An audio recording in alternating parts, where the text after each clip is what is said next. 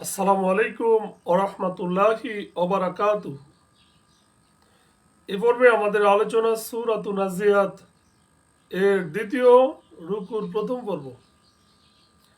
আলহামদুলিল্লাহ, সালাতু ওয়াসসালাম আলা রাসূলিল্লাহ ওয়া আলা আলিহি ওয়া সাহবিহি আজমাইন, আম্মা বাদ। আউযু বিল্লাহি মিনাশ শাইতানির রাজিম। বিসমিল্লাহির রহমানির রহিম। রব্বি ইশরাহ লি সাদরি ওয়া ইয়াসসির লি আমরি ওয়াহলুল উকদাতাম মিন লিসানি ইয়াফকাহু কাওলি। এরশাদ হচ্ছে আয়াত ২৭।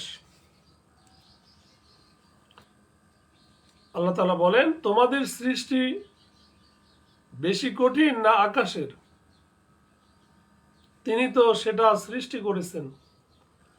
আনতুম আশাদ্দু খলকান, তোমাদের সৃষ্টি করা কি বেশি কঠিন? আমি সামাউ বানাহা, নাকি আকাশের? সেই আকাশও তো মহান আল্লাহ তাআলা সৃষ্টি করেছেন। তার মানে হচ্ছে,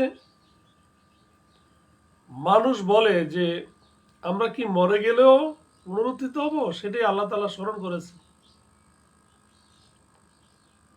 আল্লাহ তাআলা এটাকে সহজ করে দিয়েছেন যে মানুষ সৃষ্টি করা কঠিন না আসমান সৃষ্টি করা কঠিন। তার ছাদ অনেক উচ্চে তুলেছেন, অতঃপর তাকে ভারসাম্যপূর্ণ করেছেন। রফাআ সামকাহা, তিনি উঁচু করেছেন তার উচ্চতর স্তরকে, ছাদকে।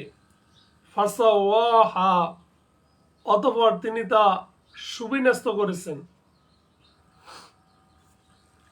তিনি তার রাতকে আধারে ঢেকে দিয়েছেন আর তার দিবালোক প্রকাশ করেছেন।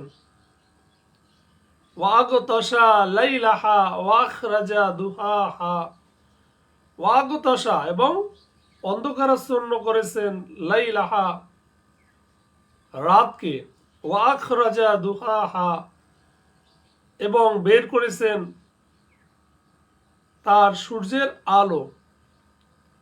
অতঃপর তিনি জমিনকে বিস্তীর্ণ করেছেন। ওয়াল আরদা বা'দা যালিকা দাহাহা, ওয়াল আরদা, এবং পৃথিবীকে বা'দা যালিকা দাহাহা করেছেন বিস্তীর্ণ করেছেন। তিনি তার ভিতর থেকে বের করেছেন তার পানি ও তার তৃণভূমি। আখরাজা মিনহা, অর্থাৎ পৃথিবী থেকে, জমি থেকে তিনি বের করেছেন মা আহা, পানি। অমার আহা, ও তার উদ্ভিদ তৃণ। পর্বতকে তিনি দৃঢ়ভাবে প্রতিষ্ঠিত করেছেন। ওয়াল জিবালা আরসাহা, জিবালুন মানে হচ্ছে পাহাড় পর্বত, আরসাহা মানে হচ্ছে এই পাহাড় পর্বতকে তিনি দৃঢ়ভাবে প্রতিষ্ঠিত করেছেন, গেড়ে দিয়েছেন পেরেকের ন্যায়। আল্লাহ বলেন, এই সমস্ত তোমাদের আর তোমাদের গৃহপালিত পশুগুলোর জীবিকা সামগ্রী। মাতা আল্লাকুম, তোমাদের জন্য জীবিকা রূপে। ওয়ালিয়ান আমিকুম, এবং তোমাদের গৃহপালিত পশুর জন্য, রিজিক, পশুর জন্য। অতঃপর যখন মহাসংকট এসে যাবে, ফাইদা জাআতি তাম্মাতুল কুবরা, অতঃপর যখন সেই মহাসংকট এসে যাবে, সেদিন মানুষ স্মরণ করবে যা কিছু করার জন্য সে জোর প্রচেষ্টা চালিয়েছে। ইয়াউমা ইয়াতাযাক্কারুল ইনসানু মা সাআ, এবং জাহান্নামকে দেখানো হবে এমন ব্যক্তিকে যে দেখতে পাবে। বুররিজাতিল জাহিম, বুররিজাতি মানে হচ্ছে এবং প্রকাশ করা হবে, আল জাহিম, জাহান্নাম। লিমাই ইয়ারা, যার জন্য প্রকাশ করা হবে সে তা দেখতে পাবে। অতঃপর দুনিয়ায় যে লোক সীমা লঙ্ঘন করেছিল, ফাম্মা মান তগ, তগ মানে সীমা লঙ্ঘন,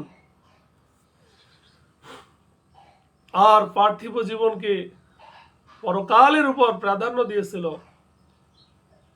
ওয়াআসারাল হায়াতাদ দুনিয়া, জাহান্নামে হবে তার আবাসস্থল, ফাইন্নাল জাহিমা হিয়াল মাওয়া, এবং যে লোক তার প্রতিপালকের সামনে দাঁড়ানোকে ভয় করেছিল এবং নিজেকে কামনা বাসনা থেকে নিবৃত্ত রেখেছিল, ওয়াম্মা মান খাফা মাকামা রাব্বিহি ওয়া নাহান নাফসা আনিল হাওয়া, জান্নাতি হবে তার বাসস্থান, ফাইনাল জান্নাতিল হিয়াল মাওয়া, জান্নাত হিয়াল মাওয়া। এরা, আল্লাহ বলেন, হে নবী, এরা আপনাকে জিজ্ঞাসা করে কিয়ামত সম্পর্কে, কখন তা ঘটবে। ইয়াসআলুনাকা আনিস সাআহ, তারা আপনাকে প্রশ্ন করে, জিজ্ঞাসা করে কিয়ামত সম্পর্কে, আইয়ানা মুরসাহা, যে কিয়ামত কখন সংগঠিত হবে। এর আলোচনার সাথে আপনার কি সম্পর্ক? অর্থাৎ এই কাফেররা আরো জিজ্ঞাসা করে, ফিহা আনতা মিন যিকরাহা, যে কিয়ামত সম্পর্কে আপনার কি সম্পর্ক কিয়ামতের সাথে, আলোচনার সাথে। এ সংক্রান্ত জ্ঞান আপনার প্রতিপালক পর্যন্তই শেষ।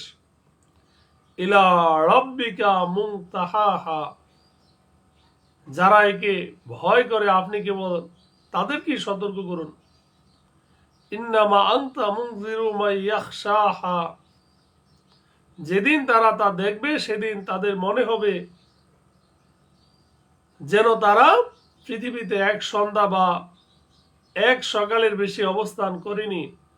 কান্নাহুম ইয়াওমা ইয়ারাউনাহা লাম ইয়ালবাসু ইল্লা আশিয়াতাও আও দুহাহা।